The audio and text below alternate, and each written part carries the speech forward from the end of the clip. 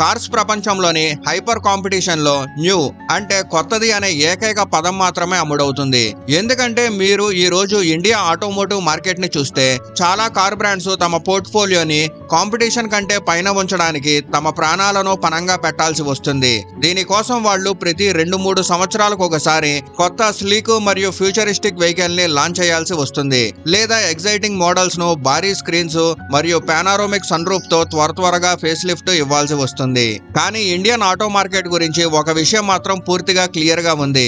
ఇక్కడ కార్ల విషయంలో సక్సెస్ కు ఏకైక తమ్రోలు ఏది ఉండదు.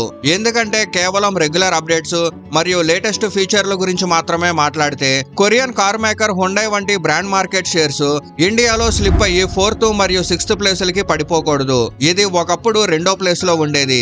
కానీ మార్కెట్ ఇలా చెప్తుంది. ఎందుకంటే ఈ ఫైనాన్షియల్ ఇయర్ మార్కెట్ లో చాలా విచిత్రమైన విషయం కనిపించింది. మహేంద్ర ఈ కాంపిటీషన్ లో కేవలం సర్వైవ్ మాత్రమే కాకుండా సేల్స్ విషయంలో హుండై మరియు టాటా వంటి జైంట్స్ ను అధిగమించి ఇప్పుడు 2వ పొజిషన్ లో కూర్చుంది. ఇంకా షాకింగ్ విషయం ఏంటంటే మహేంద్ర ఈ ఘనతను తన బాన్ ఎలక్ట్రిక్ లేదా ఫ్యూచరిస్టిక్ కార్స్ బలంతో కాకుండా తన దశాబ్దాల పాత old school ladder frame chassis తో 3 నేమ్ ప్లేట్స్ తో సాధించింది. స్కార్పియో, బొలెరో మరియు థార్. ఈ 3 ఓల్డ్ స్కూల్ ఎస్యూవీలు మహేంద్ర మొత్తం సేల్స్ లో 60% షేర్స్ తెచ్చిపెడుతున్నాయి. ఇంకా వాటి బలంతోనే మహేంద్ర ఈ రోజు ఇండియాలో నెంబర్ 2 సింహాసనం పైన కూర్చుంది. కాబట్టి ఈ రోజు ఈ వీడియోలో మహేంద్ర వెనక దాగి ఉన్న సీక్రెట్ రెసిపీని డీకోడ్ చేద్దాం. ఇంకా ఇండియా ఫ్యూచరిస్టిక్ కార్లను వదిలేసి ఈ పాత కార్ల పైన ఎందుకు బెట్ వేస్తుందో తెలుసుకుందాం. నిజానికి పూర్తి కథ ఫైనాన్షియల్ ఇయర్ 2026 నంబర్స్ లో దాగి ఉంది. ఇక్కడ హుండై మరియు టాటాను దాటుకొని మహేంద్ర 2వ పొజిషన్ కు దాదాపు 20% గ్రోత్ తో చేరుకుంది. మహేంద్ర ఈ ఫైనాన్షియల్ ఇయర్ లో 6.6 lakhs ప్యాసింజర్ వెహికల్స్ అమ్మింది. కానీ ఈ నంబర్స్ ను మరింత డెప్త్ గా తవ్వినప్పుడు మహేంద్ర సేల్స్ లో 60% కంటే ఎక్కువ ఈ ట్రయో నుంచే వస్తుందని తెలిసింది. ఈ 3 మోడల్స్ ఒక్కటే కలిసి 4 లక్షలకు పైగా యూనిట్లు అమ్ముడయ్యాయి. స్కార్పియో 1,60,000 కంటే ఎక్కువగా అమ్ముడైంది. కారు దాదాపు 1,40,000 యూనిట్లు చుట్టుపక్కల అమ్ముడైంది. ఇంకా బొలెరో సగం కంటే ఎక్కువ మందికి ఉనికి కూడా తెలియని ఆ వెహికల్ కూడా సేల్స్ లో 1 లక్ష నెంబర్ దాటేసింది. అయితే ఇది ఏదైనా ప్రత్యేక స్థానం ఆఫ్ రోడర్ స్థాయి నంబర్లు కాదు. ఇవి మెయిన్ స్ట్రీమ్ మరియు హై వాల్యూమ్ ఫిగర్స్. వీటి కింద చాలా పాపులర్ హ్యాచ్ బ్యాక్స్ మరియు కాంపాక్ట్ ఎస్యూవీలు నలిగిపోతున్నాయి. ఈ లిస్టులో ముందుగా స్కార్పియో నేమ్ ప్లేట్ డామినెన్స్ గురించి మాట్లాడుకుందాం. ఎందుకంటే స్కార్పియో ఒక్కటే మహేంద్ర మొత్తం సేల్స్ లో 25% షేరు డ్రైవ్ చేసింది. అంటే ప్రతి 4 మహేంద్ర ఎస్యూవీస్ లో 1 స్కార్పియో గానీ అమ్ముడవుతుంది. మీకు గుర్తుంటే స్కార్పియో నేమ్ ప్లేట్ 5 నుంచి 10 సంవత్సరాల పాతది కాదు. ఈ వీడియో చూస్తున్న చాలా వ్యూయర్స్ వయసు కంటే కూడా పెద్దది ఈ వెహికల్. మహేంద్ర ఈ వెహికల్ ని 20 జూన్ 2002 లాంచ్ చేసింది. ఇంకా ఆశ్చర్యం ఏంటంటే 24 సంవత్సరాల పాత నేమ్ ప్లేట్ ను మహేంద్ర ఎలా ఇంకా రెలవెంట్ గా ఉంచగలుగుతుంది? దీని వెనక కారణం మహేంద్ర యొక్క క్లవర్ డ్యూయల్ స్ట్రాటజీ.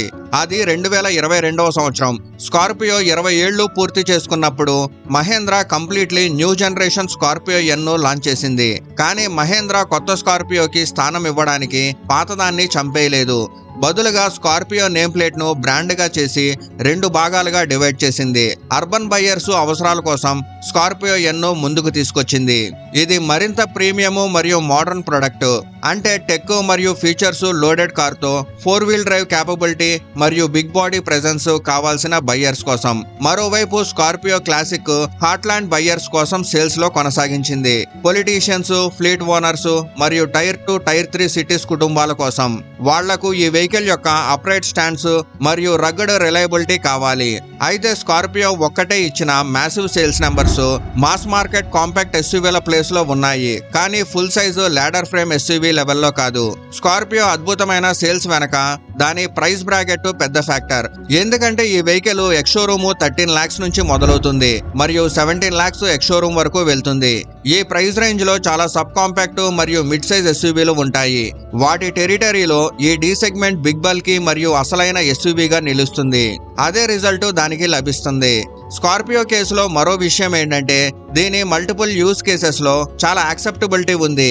అంటే స్కార్పియోని ఫ్యామిలీ కార్ గా కూడా తీసుకుంటారు. అవుట్ స్టేషన్ హైవే వెహికల్ గా మరియు చాఫర్ డ్రైవెన్ ఎస్యూవీ కార్ గా కూడా చాలా మంది కొంటున్నారు. అంతేకాకుండా కమర్షియల్, పొలిటికల్ మరియు గవర్నమెంట్ ఫ్లీట్లలో కూడా స్కార్పియో భారీగా ఉపయోగపడుతుంది. ఇదే కారణంగా దీని డిమాండ్ తగ్గే పేరు తీసుకోవడం లేదు. ఇప్పుడు థార్ లెగసీ గురించి వద్దాం. థార్ లెగసీ రూట్స్ చరిత్రలో చాలా లోతుగా దాగి ఉన్నాయి. కానీ కరెంట్ నేమ్ ప్లేట్ అయిన థార్ ని మహేంద్ర 2010లో లాంచ్ చేసింది. అప్పుడు ఈ వెహికల్ పర్పస్ బిల్డ్ మరియు ఆఫ్ రోడింగ్ టూల్ గానే ఉపయోగపడేది.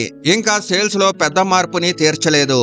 కానీ 2020లో వచ్చిన కొత్త 3 డోర్ థారు మహేంద్ర కోసం పూర్తిగా గేమ్ ని మార్చేసింది. అయితే ఇంకా 3 డోర్ థార్ కూడా సంవత్సరాల పాటు చాలా మందికి సెకండ్ కార్ గానే ఉండిపోయింది. ఎందుకంటే ఇండియాలో 3 డోర్ థార్ కు ఎలాంటి ప్రాక్టికాలిటీ లేదు. ఇంకా 2024లో వచ్చిన 5 డోర్ థార్ రాక్స్ థార్ ఫ్యామిలీని ఎక్స్ప్లోర్ చేసింది. ఎందుకంటే థార్ రాక్స్ ఇమేజ్ మరియు స్టాండ్స్ ను ఒరిజినల్ 3 డోర్ థార్ లాగానే ఉంచింది. కానీ దానితో పాటు easy rear seat access, family usability మరియు better day to day practicality ఇచ్చింది. అంటే థార్ రాక్స్ ను లైఫ్ స్టైల్ వెహికల్ నుంచి ఫ్యామిలీ కార్ గా మార్చేసింది. అది కూడా ఇమేజ్ డ్యామేజ్ చేయకుండా. మహేంద్ర దీనిలో జీప్ వంటి స్లాట్ ఉంచింది కానీ అన్ని కాంప్రమైజులను తొలగించేసింది. దీని రిజల్ట్ గా ఫైనాన్షియల్ ఇయర్ 2026లో ఒక్క థార్ మాత్రమే 1,40,000 యూనిట్లు అమ్ముడయ్యాయి. అంటే మహేంద్ర మొత్తం సేల్స్ లో 21% కంటే ఎక్కువ కాంట్రిబ్యూషన్. అంటే ప్రతి 5 మహేంద్ర ఎస్యూవీస్ లో ఒకటి థార్ లేదా థార్ రాక్స్ గానే అమ్ముడవుతుంది. అయితే థార్ విషయంలో Mahindra rear wheel drive variant తో చేసిన గ్యాంబుల్ కూడా చాలా సరైంది. ఎందుకంటే దానివల్ల ఎంట్రీ లెవెల్ థార్ ప్రైస్ చాలా తగ్గి చాలా చిన్న కార్స్ కొనే బయ్యర్స్ కూడా దాన్ని కొనగలిగారు. ఇంకా ఆర్డబ్ల్యూడి వేరియంట్ మరియు థార్ రాక్స్ లాంచ్ తర్వాత థార్ వీకెండ్ టాయ్ కాకుండా వాల్యూమ్ షేకర్ ప్రొడక్ట్ గా మారిపోయింది. ఇప్పుడు మహేంద్ర పోర్ట్ఫోలియోలోని అత్యంత పాత వెహికల్ బొలెరో వైపు వెళ్దాం. ఈ వెహికల్ గురించి ఒక్క విషయం స్వయంగా షాకింగ్.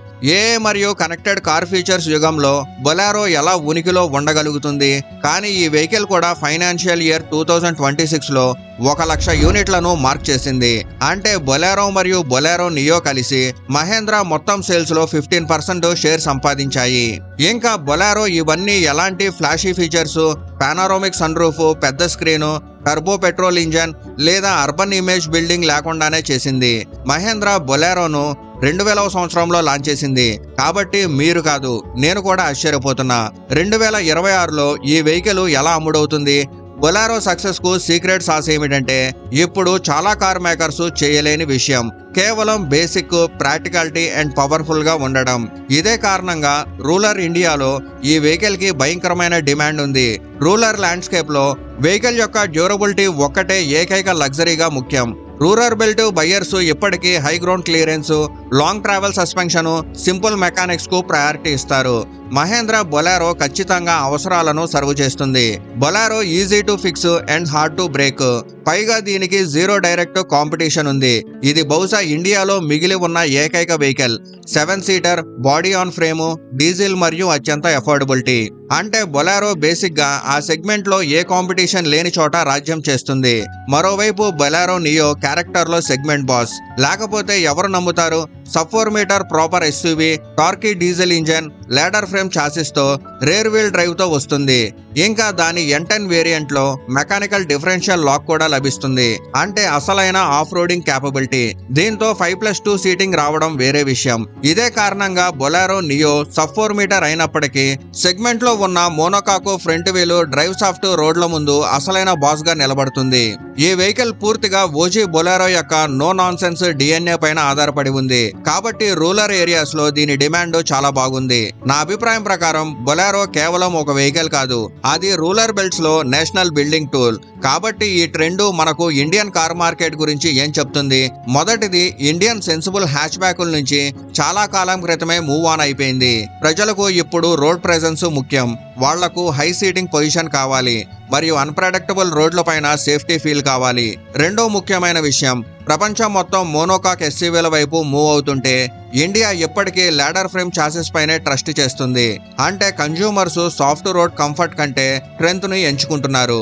ఇంకా మహేంద్ర ఈ చాప్టర్ నుంచి మూడవ ముఖ్యమైన విషయం ఏంటంటే సరిగ్గా ఎగ్జిక్యూట్ చేస్తే బ్రాండ్ లెగసీ న్యూ ఫీచర్స్ ను డామినేట్ చేయగలదు.